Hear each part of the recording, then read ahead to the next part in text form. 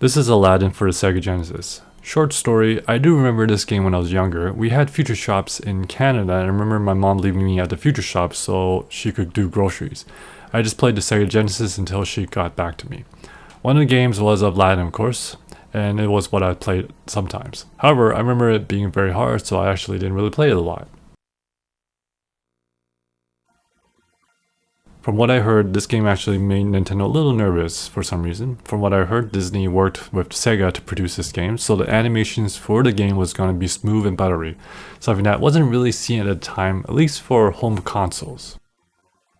From what I can see, the animations are pretty good, probably trumped by Donkey Kong Country a year later, but it does have the artisticness that we expect from Disney.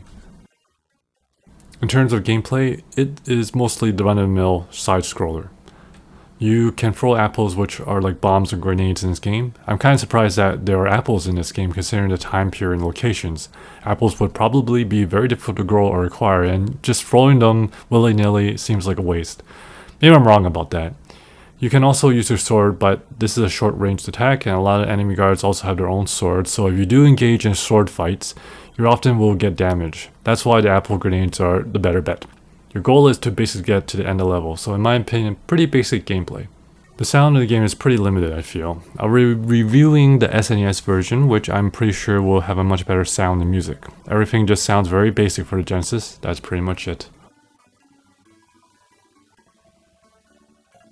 So one thing I wanted to mention was the pot throwing. I find it hilarious that people during this time just throw out pots out on the street and not care.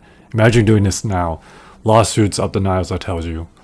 Overall, a solid game. I didn't get that far as I find this to be a very challenging game. A solid 7.5 out of 10 from me.